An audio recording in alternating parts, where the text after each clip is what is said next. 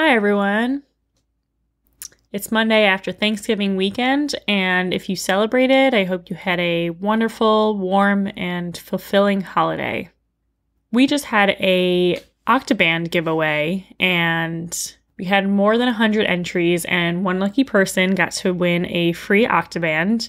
And I'm very excited and thankful to Donna Newman Bluestein, who helped make this happen. If you want to be involved and stay up to date on the next contest, then you can either like the Mind Your Body Facebook page, or you can subscribe to the mailing list on www.mindyourbodydmt.com. And speaking of, I made some updates on my website. I am officially offering services in the form of dance movement therapy or mind-body coaching. So if you've been listening to this podcast and you're curious and intrigued about the ideas we talk about here, and you're thinking that it might be something really healthy and supportive for you, that is something that I am offering now. And I encourage you to check out the services portion of my website. You can find that in the menu on top, and send me an email if it's something you'd like to talk about. I'm offering a free consultation for anyone who's interested. Additionally, I am also offering clinical supervision services for any professionals in the dance movement therapy field, or anybody who is a healer, a therapist, caregiver, and you're looking to incorporate more of the body and movement and creative expression into your work. Feel free to check it out. Again, that's mindyourbodydmt.com. So on to today's episode. I had the opportunity to talk to this lovely couple living out in Guam right now. Their names are Steve and Connor, and they actually first met in 1988 at an American Dance Therapy Association conference in Baltimore. They most recently conducted a fascinating research project in Shanghai, and they will be sharing some details about that in this episode, which is exciting. But basically, physical storytelling is a technique that can help anyone go beyond words and really help them get in touch with the physical, bodily, felt sense of things that are going on with themselves, with a certain group of people, to investigate a social, emotional, or political topic as a researcher. There's so much more, and we'll hear all about it real soon. I will say that it took me quite a while to kind of catch on and really visualize what Connor and Steve were talking about, but eventually clicked, and I'm hopeful that it will for you too, and I hope that you enjoy. This is Mind Your Body, a dance movement therapy perspective on the integration of our emotional, cognitive, physical, and spiritual aspects of our being into one more aware and whole existence. So, what is physical storytelling and how is it used? Essentially, it involves a person presenting a story. In therapy, it would be the client. In supervision, it would be the dance therapist or the therapist, the supervisee. In a research project, it's the essential research team who has questions. So it can be applied in each one of those situations. Or we've also done it at the end of conferences as a summary activity. So the teller is usually a single one person presenting some narrative about something they want to see. There's a role of a conductor who hears out that story and helps the person tell the story in some kind of organized way. And then there's a very small group of dancers who are either chosen by the conductor or the storyteller to perform that dance. And the dance is usually a short improvised piece based around a series of very simple interactive rules, or we call them improvisational scores. In each context, the conductor finds the meaning. So in therapy, the dance doesn't have to be that well performed as a way to stimulate new ideas and new insights or new ways of moving forward. in supervision, the supervisor uses the techniques as a way to help the supervisee see the situation in a different way and may replay the dance or may involve in the supervisee getting up and dancing. In a research project, usually it's done as an arts-based research project, so there might be another art response to the dances. At the end of a conference, it's more in a performance mode, where one story would lead to another, Okay, so let me just process that. So there's somebody who's coming up with a story, or who wants to tell a story, and then they tell the story, and then there's a conductor. They pick a conductor after they tell the story, or they pick a conductor to tell the story to. The conductor leads the whole event, so it would be one of us, or it is one person leading. So it would be the supervisor, the therapist, or, the facilitator at an event, whether it's a conference or whether it's, a 2-day training in practice. There is a leadership that goes on with this central person, or in our case, sometimes the two of us, but somebody is kind of the main conductor that holds the space, holds the stories, holds the context of what we're in. So you're picking somebody who's kind of already like in a clinical role, or the mentor role, or the therapist So it'd be role. the other way around.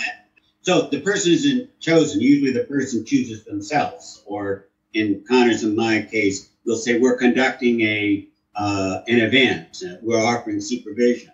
So we would be using physical storytelling as the technique of the supervision, or as a family therapist. So then I would be the one that would either enact or choose another way to enact the story of difficulty in the family as a dance. So there is a lot to that role of the conductor. Now, anybody who's had experiences in playback theater will understand that they may practice playback theater as an actor for a long time, but they may not feel comfortable conducting for a number of years. So it's kind of something that you work your way into in terms of, it is a leadership role that requires a certain sensitivity, a certain understanding of stories. If you've ever watched Jonathan Fox conduct, he'll listen and he'll decide, okay, they're talking too long, and he'll really condense it. And we used to have Christina conducting us a lot in Europe, in mostly playback with a little bit of using physical storytelling forms in the warm-up. But often things would be in a different language. We wouldn't hear what the storyteller said. She'd look at us and she'd give us a summary in English. It could be 6 words, and you're like, well, okay. So a lot of the learning was, really through the body, picking up the mood, the emotion, the, feeling that was being invoked in the body. Mm-hmm. And that, for me, is where authentic moving comes into the practice, is having that experience of going between mover and witness, and then just allowing that to move through me and then take the improvisation to where it needs to go. Got it. So can you share a story, not a story, but an example of one time that you did this so we can get a little bit of a picture? Sure.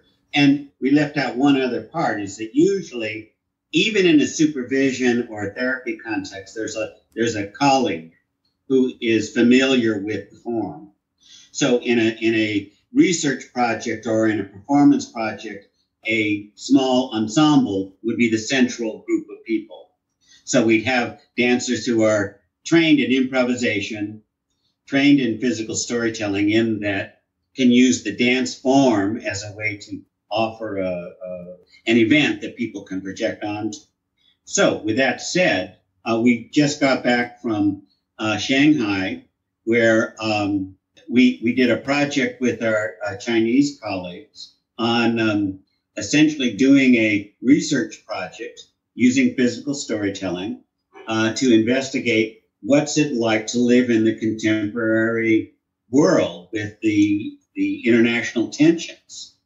We're particularly interested in what universal, what are the human qualities that we all share, Chinese and American, and what would be the cross-cultural, what are the cross-cultural, or how would the Chinese approach this differently than we in the West?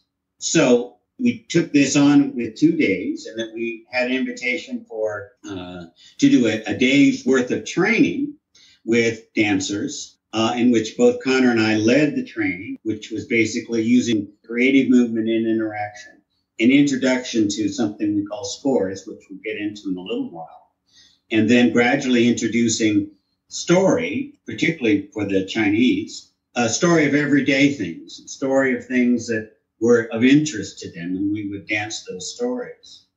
On the second day, we introduced more of that, but when we finally got to the project, we introduced the idea of, can we tell stories of what it would be like, what is it like for us in the world of, I don't know, the U.S. politics and the U.S. versus China politics.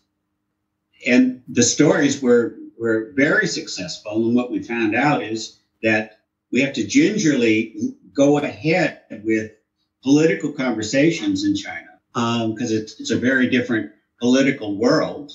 So the stories that our Chinese colleagues told were less, shall we say, expressive or less filled with political implications. But once we developed dances, we could see that they and we were all as involved with very important emotional human themes of alienation and death and creativity, things like that. So I'm happy to share a really quick example from that.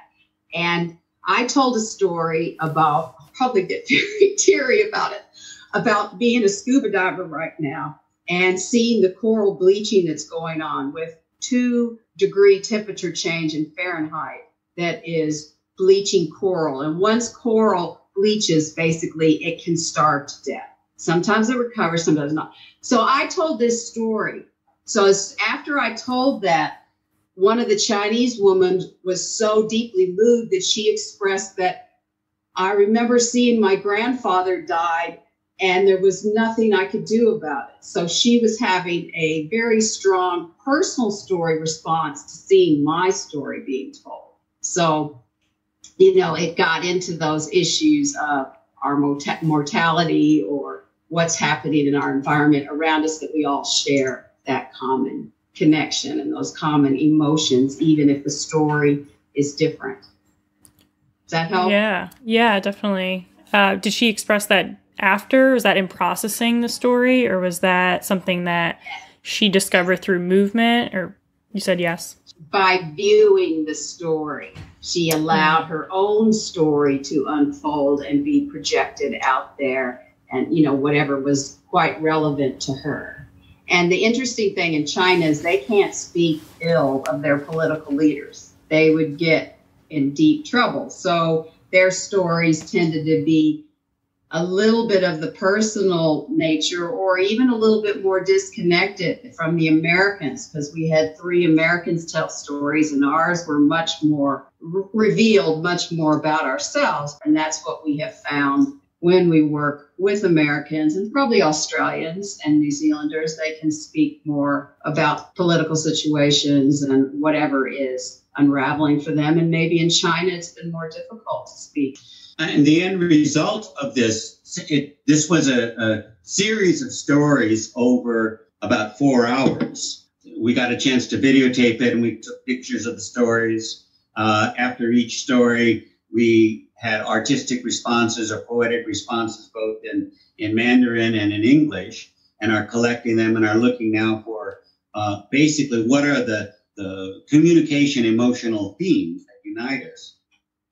We were trying to get underneath the internet response to our contemporary world, or the news response. Mm-hmm. What are more the human themes that are uniting us? And we think we've come up with this, but we're going to, our Chinese colleagues and ourselves, we're going to be putting this together in a journal article where we can show the stories on.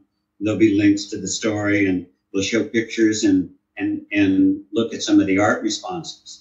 And the intention of this was to be an international project that just could give a reflection of what does it feel like to live in 2017 with threats of war and people trying to make sense of it? What do you think it is about physical storytelling that's an approach that could achieve that goal that you were looking for, about finding what unites us or finding the common thread among this? Like, what about the body and the movement?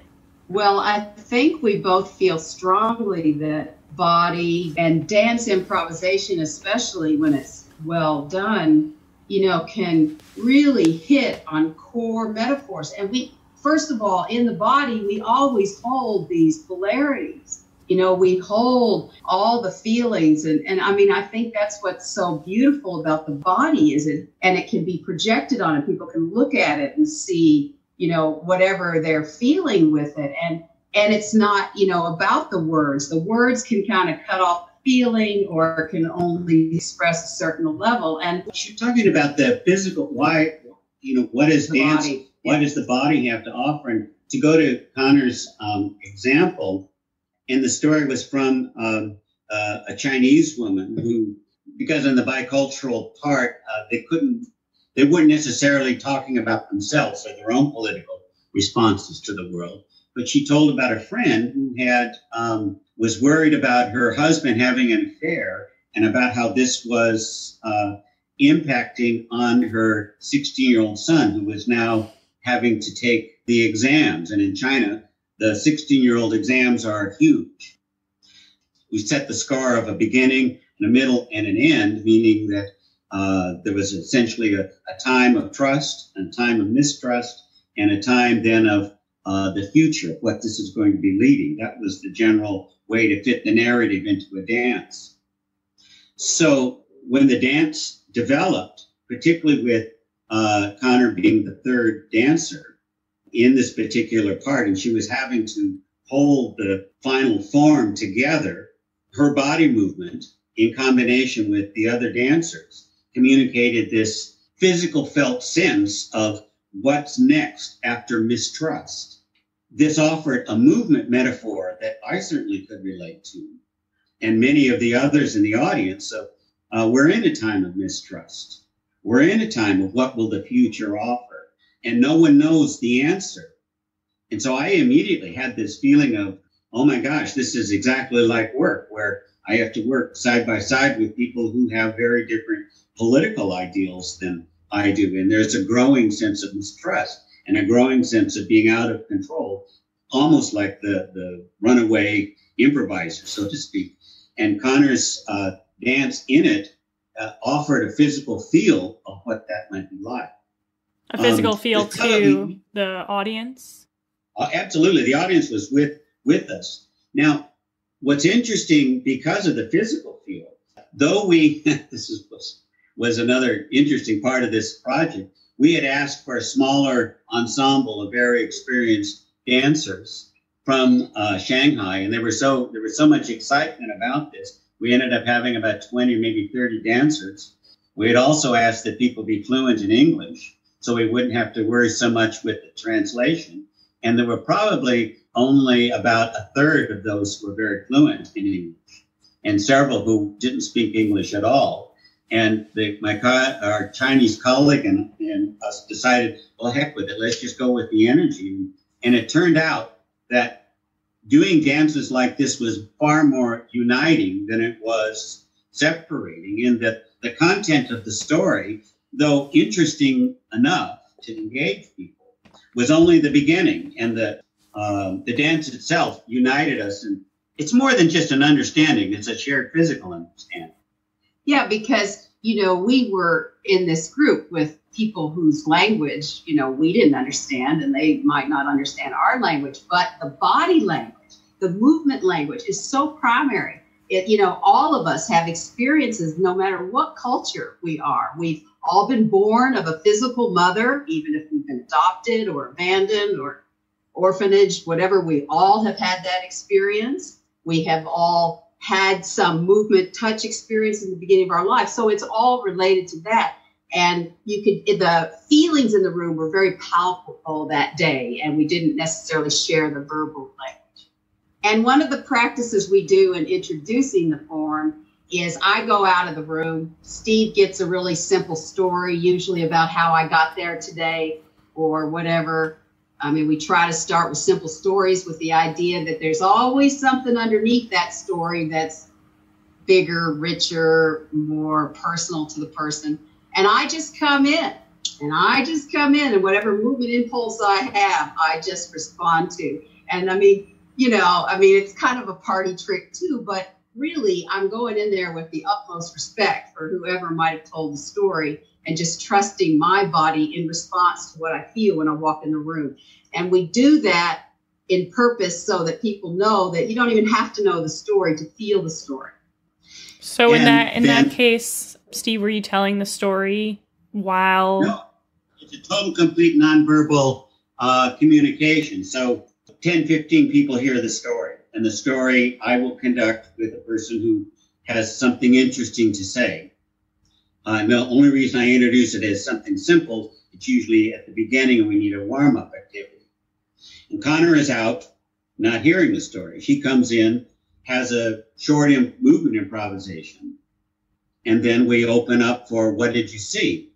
And look at the connections between people's physical response to the story and the actual story that is told. I have a great example. When we did a 2-day workshop after the conference in Australia in 2007, we built this up. So I went out once, we sent 2 people out once. So 3 movers left the room.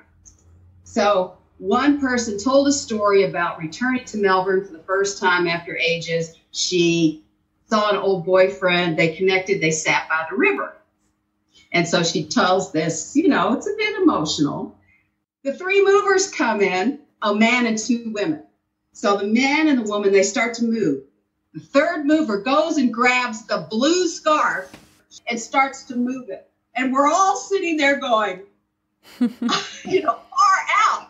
It's like she said later, she said, I just felt drawn. I just had to pull that scarf and I had to move it. And so here it was, the river and the, couple having whatever relational issue they were sorting out or reconnecting and disengaging. It was quite powerful. And that was with the dance therapy group. So the sensitivity levels were able to pick up the form much quicker than some other groups we might have worked with. But I think what we're trying to get at, we call it exquisite communication between a story and the physical movers. You open up the opportunity for the physical felt part of the story to be danced and the witnesses to witness it. And it opens up a whole different world. Usually the form is really very helpful in dealing with the kind of content that is really hard to talk about. There's multiple emotional realities that are going on at the same time that aren't clear. Or when you want to capture something that can be seen to be able to take it to another level or another step. And the scores only help to make the physical part seen so it can follow along necessarily with the narrative of the stories. Can you explain the scores? I have a good example about one of the scores. Okay. Because it'll make it more very concrete. We have a score called the Journey Score. And the Journey Score fits, anything in a person's life that could be a physical journey. So they move from this part of the country to another part of the country. It can be an emotional journey. It can be a journey about becoming something. And so when Steve and I were in Beijing a year and a half ago, we were working with 2 different groups of dance therapists that some of them had been further along in their training and some of them were still new to the training. And we did the Journey Score. Steve and I did it just because we, had more experience moving together. And the first day, it was some story about her becoming a dance therapist. And did she say the mirror, or did that come up when I... So the journey was the journey of her becoming a dance therapist. And she was just at the end of her training. And she said she'd become quite reflective and inner focused. That was her story? In so many words. There were a bit more in the conducting of it. That was the summary that I offered. And then she chose, or I chose Connor to be her, the journeyer. and I became the journey that she could dance with the idea that she then could see her journey in all of the improvisational interactions that we had. There's another part of the journey, which is she chooses where the journey starts in the room and where the journey ends. So she chose one part of the room further away from where we all were, and she ended the journey right in front of the mirror. So the dance, Connor and I were very close together most of the journey. So she would move one way and I would either mirror it or counter it or offer some resistance or some weight to it. And we ended up right in front of the mirror. And so Connor would be moving and I would be using her mirror image as a way to respond to her at the end. And the person who saw the story, as well as several of these people just essentially finishing their dance therapy training, could relate to or felt this was like the reflection of themselves. They were sort of year 2 in their training. You know, basically she spoke about looking in the mirror and how potent that was. That whole thing about that reflection, that when we're doing our dance therapy training, we really look in the mirror. The next day, I don't remember much of the story, but I have a follow-up on the story. Is Steve and I both did the journey, and it was quite energetic. And in the very end, I ended up in the window, standing.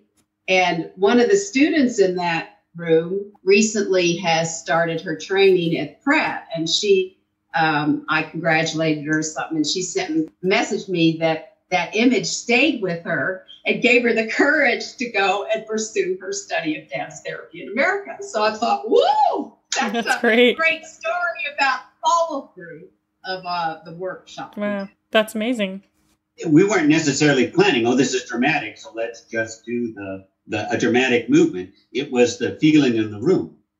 Yeah, that was one of my questions is, do you think about the story? Like, do you put attention to the story, or do you just go with the feeling in the moment? There's very little thinking. I think at this stage in our work with it, because it's been decades now, for me, it's definitely a feel in the body. I often forget the story. What I try to hold on to more is the score. So for me, it's about holding the form, almost holding the energy around what's the practice I am practicing right now. Am I in a journey? Am I in a fairy tale score, or am I in that? So if there is any thinking at all, it's about holding that form and then just feeling into what my movement response is. And then, just moving it.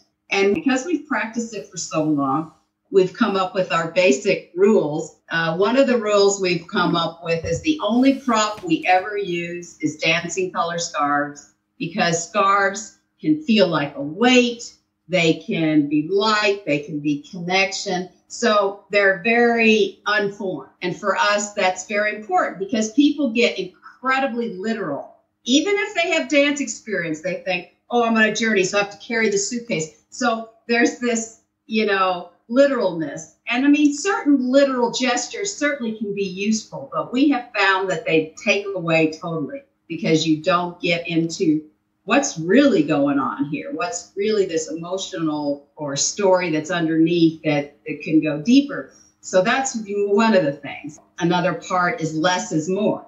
So they're brief improvisations. Well, what we have found in workshops, even with dance therapists, is they'll go on and on and on and on and movement. And then you're like, well, where's the story? It's like too much movement. So we work on how do we just distill it, make the shape, and end it.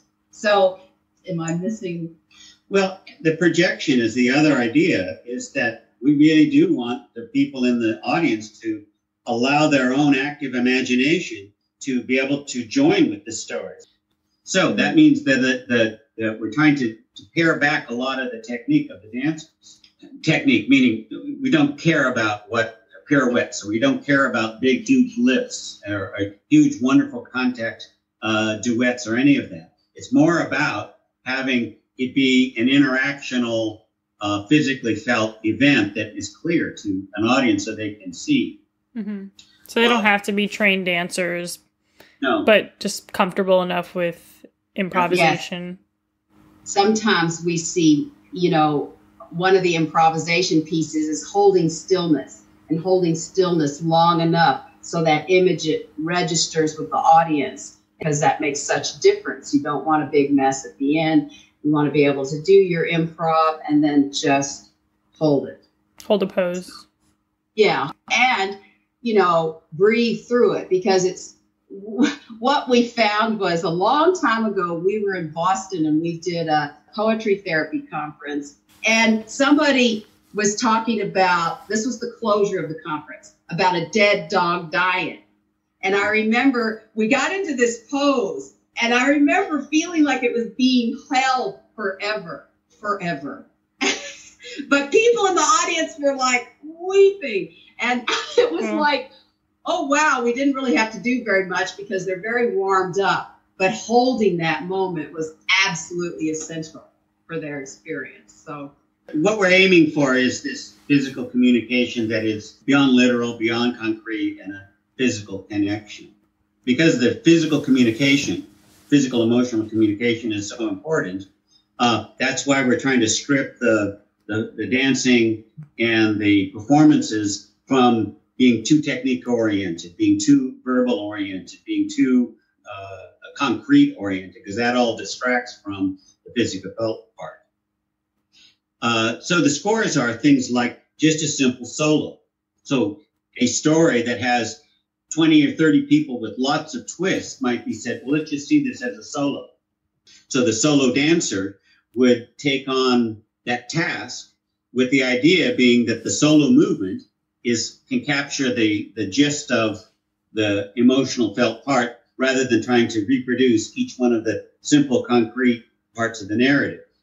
An example of this is a research project that a colleague of mine and I were doing in New Zealand around investigating youth suicide in New Zealand, which is a hugely emotional topic.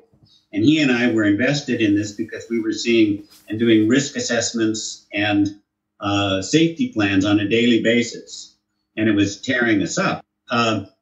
The idea was we would tell specific stories about what it was like in the day-to-day clinical world, and we would see them in stories. And we would do this over 4 or 5 hours and look and see how the stories developed. Well, we started off with 2 stories that were prepared, and then he and I went back and forth. But the very first story was this. My colleague had a client who was, she's 15, 16, who had fell into a suicidal funk, if you will, wanted to kill herself in response to a suicide that she had heard in the community. And it was a very complicated case. So the way that we set this up was a solo dancer and a scarf. And as the dance developed, between the dance and the movement and the scarf, we all could see aspects of not only just the girl, but the girl and her family, the girl in the community, the girl and the whole idea of killing herself, or the girl and the contagion of this event. And the dance said it better than any research or case study or other verbal means. Anyway, there's another score of 3 stops. So Connor developed it. You get 3 dancers who take a shape in the space without knowing who's going to start or who goes next. And we each person produces a short dance and a stop. Each, you get 3 different scenes. And there's often fit stories, the narrative, if you have a beginning, middle, and end. Or if you have sort of a beginning, the theme or the conflict, and then what's the future or what's next. Mm-hmm. That can be decided in the moment. Like, we don't know which mover is going to be which part. Right. Okay. And that's to make it be more alive and improvisational. Mm-hmm. And when you're stopped, you're not just taking shape. You are alive. You're just not moving. So you can respond to your fellow dancer. So one person takes focus. And they only move one time.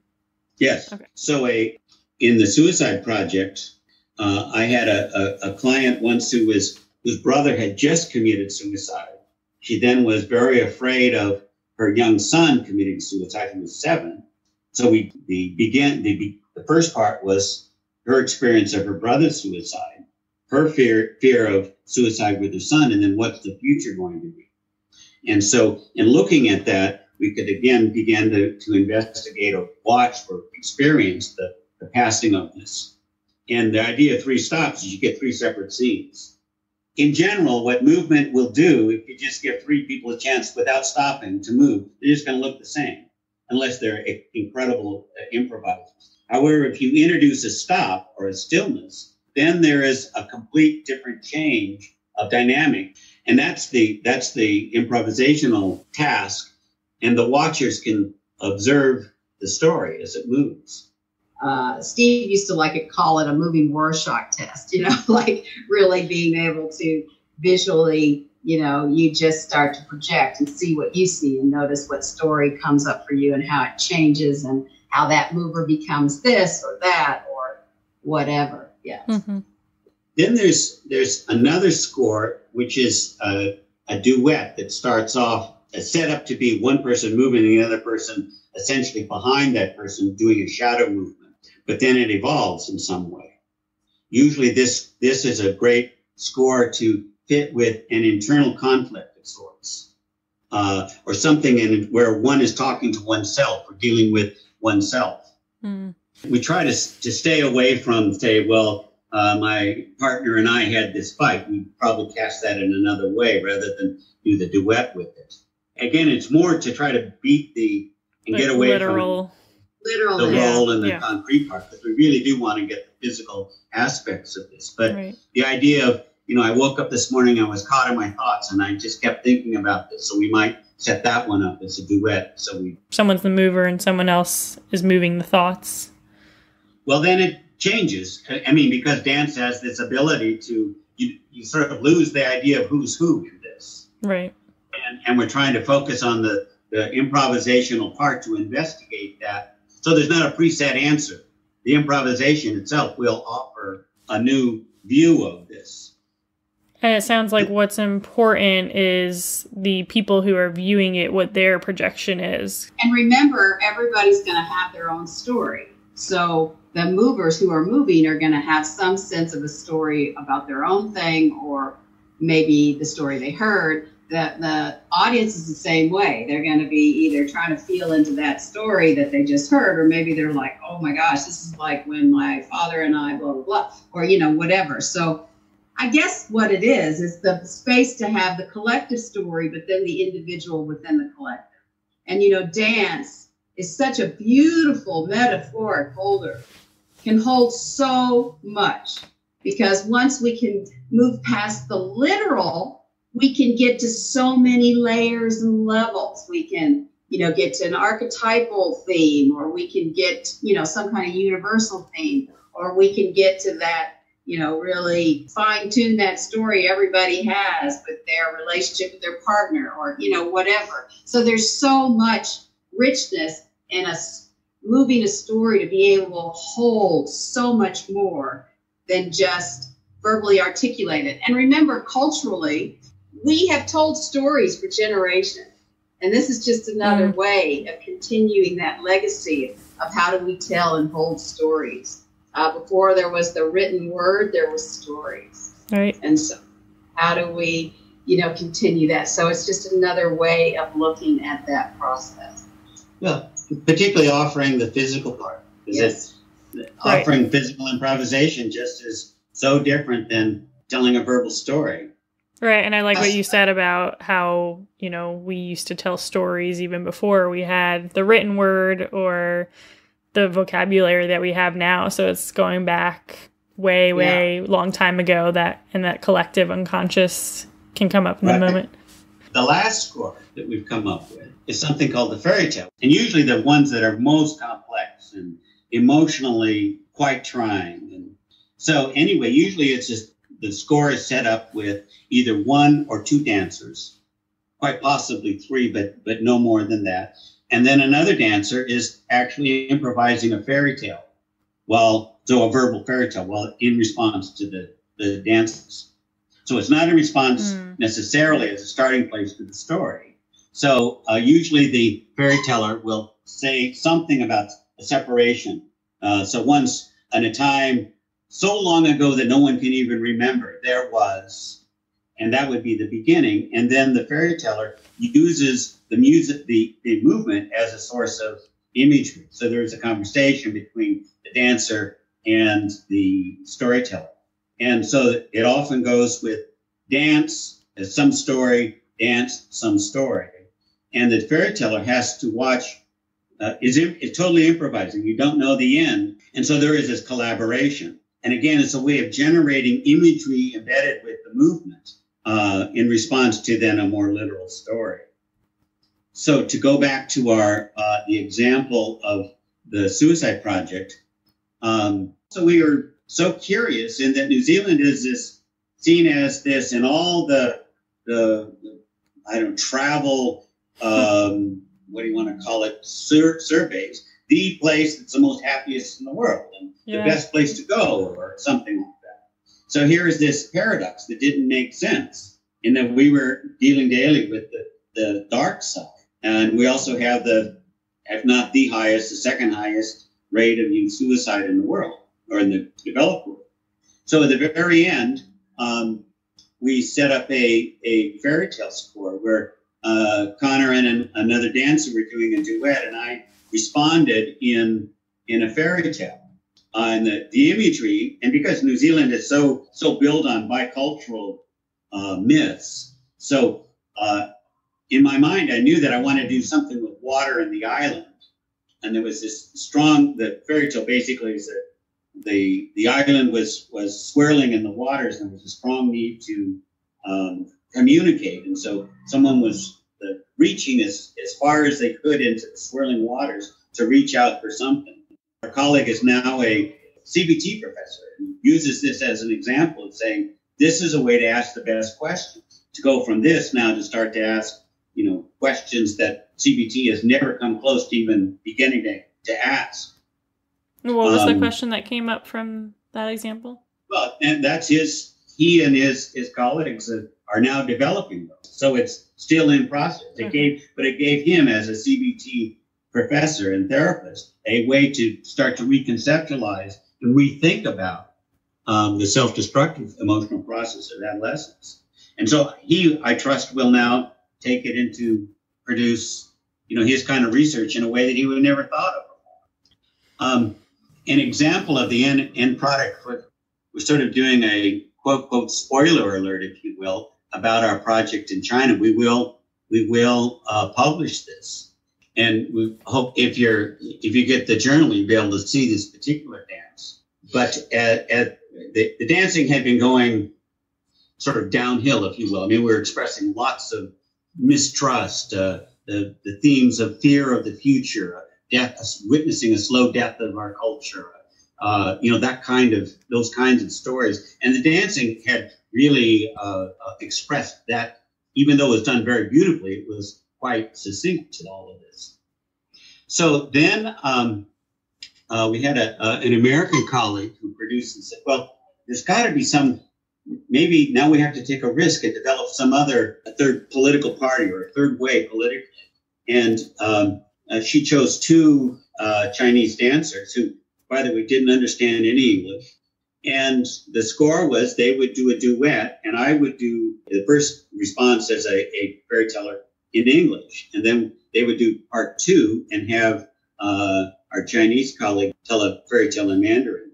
And the dancing became this highly edgy improvisation that was beautiful. And every moment was not only physically threatening, meaning jumping in each other's arms, that kind of thing, but as an improvisation, no one knew where it was going to go. And these young men were quite adept. One, they were very good improvisers, but they kept pushing themselves.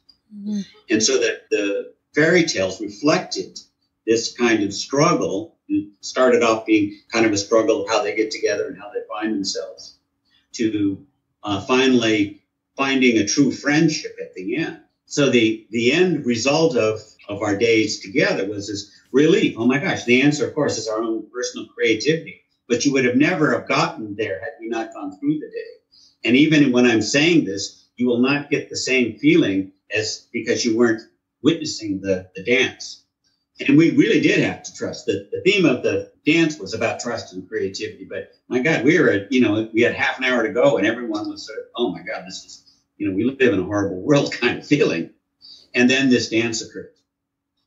So even on a individual level, say in a family therapy setting that is highly broken down, and you only do a little bit, and I might dance a young boy's anger and use that as a way to communicate with he and his parents. That's the thing that hooks it all together. Is there's a communication on a improvisational, creative, bodily felt level that seems to be the trick, or that seems to be the thing that we're after, and we kind of keep working towards.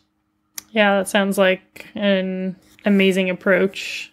We talked about the more grand ideas, but we both teach dance therapy now in China. And because English is not the first language, we often use physical storytelling to teach concepts. So mother-child attachment, things like that. We'll set up a dance and have the dance do, here's the concept, okay, let's dance it. And then use that as a way to forward the lesson. Cool. That's fascinating. Thank you so much for sharing your work. Okay. Yeah, thank you so much. Thanks so much for listening. And remember, if you'd like to be updated on the giveaways and any kind of special updates, please visit the Facebook page. It's called Mind Your Body. And subscribe to our mailing list at mindyourbodydmt.com. And there you'll find my services that I'm offering, which are therapy and supervision, and a contact form if you need to get in touch. See you next time.